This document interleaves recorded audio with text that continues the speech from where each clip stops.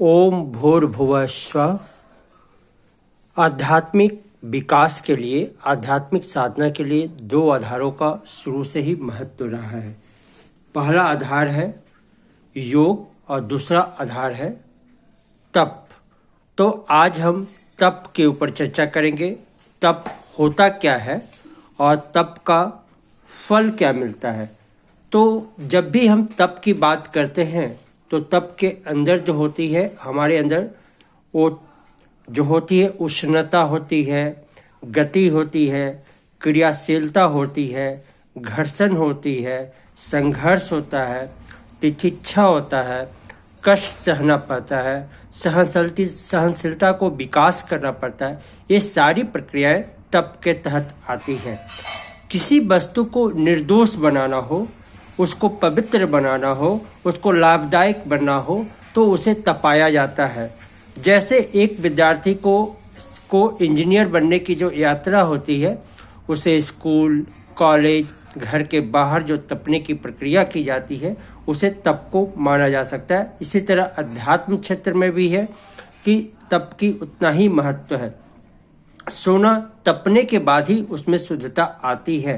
Doctor अपने औजारों को गर्म करके उसको ऑपरेशन करते हैं, तो ये सारी तप के तहत भी आती है। तप जो है एक बहुत महत्वपूर्ण है आध्यात्मिक विकास के लिए, और इसे ही आप देखेंगे गीता में भी भगवान ने लाभ हानि, उत्थान पतन में जो शांत स्थिति की रहने की बात की है उसे तप का नाम दिया है। प्राचीन काल में तप का बहुत ज़्यादा महत्व था, तो लोग इतना ही करते थे कि उस समय तपस्या का महत्व था। पर आजकल की स्थितियां कुछ अलग है, पर समझदारी तो उतनी होनी ही चाहिए। एक कहावत भी है कि ईश्वर तपस्वी पर प्रसन्न होता है और उसे ही अभीष्ट फल देता है। मतलब ईश्वर के करीब जाने के लिए, परमात्मा को जानने के लिए, विज्ञान की कला को जानने के लिए आपको तप करना होगा। तो तप का मतलब कदापि ये नहीं लेना चाहिए कि जैसे आप देखेंगे कि विद्वान हो, प्रतिभाशाली व्यक्ति हो, योगी हो, अधिकारी हो, वो भी अपने अपने स्तर पे तप कर रहे हैं। केवल समझने का बात है कि उनको समझेंगे। जो लोग आज निम्न स्थिति में है, गिरे हुए हैं, गरीब हैं, अगर उनको उन्नति करनी है तो उनको तपश्चर्या अपने जीवन में अपनानी होगी, और इसके अलावा कोई दूसरा रास्ता नहीं हो सकता है। कल्याण की ताली तप की तिजोरी में रखी हुई है। एक कहा भी जाता है कि कल्याण, अगर मनुष्य अपना कल्याण करना चाहता है तो उसकी तप की तिजोरी में रखी हुई है। आप देखें, योग करेंगे, व्यायाम करेंगे, उसमें भी आपको शरीर का झटका लगाना पड़ता है, तभी जाके आपको तप है।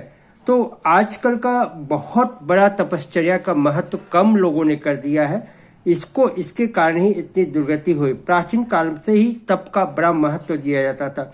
जो व्यक्ति विद्वान, जितना परिश्रमी, कष्ट सहिष्णु, साहसी, पुरुषार्थी, क्रियाशील होता था, उसकी समाज में उतनी ही प्रतिष्ठा होती थी। धनी, अमीर, राजा, महाराजा सभी के बालक गुरुकुलों में भेजे जाते थे।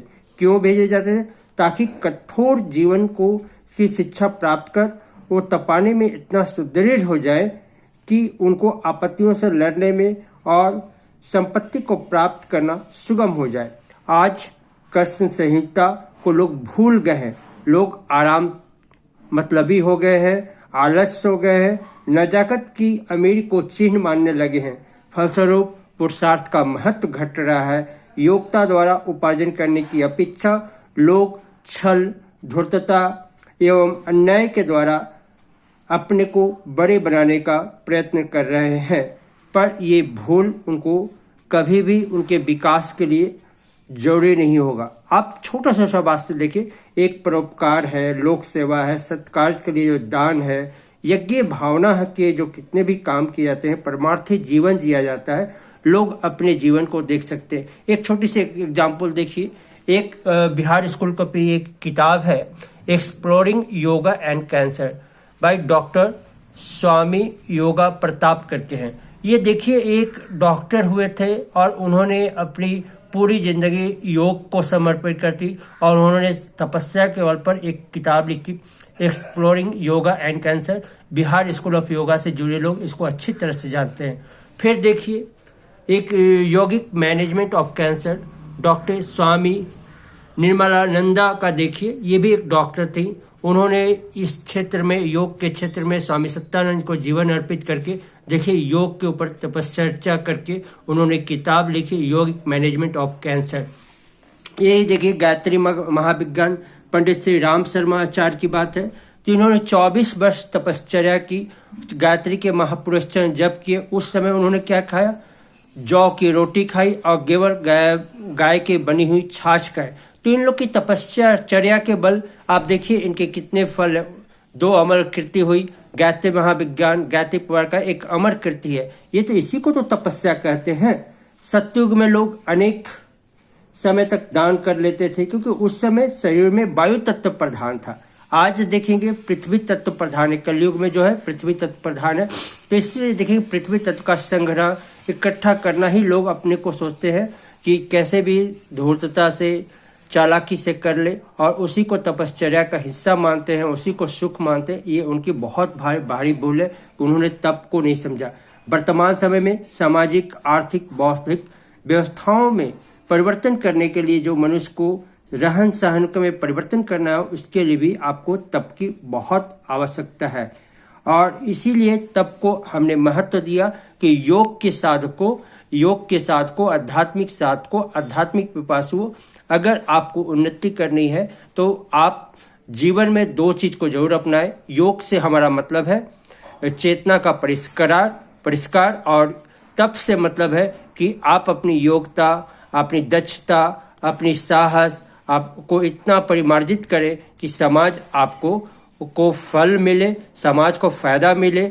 और इसी बातों के साथ हम अपनी बातों को विराम देंगे। आप मेरे वीडियो को लाइक करें, मेरे चैनल को सब्सक्राइब करें। इसके लिए आपको बहुत सारी धन्यवाद।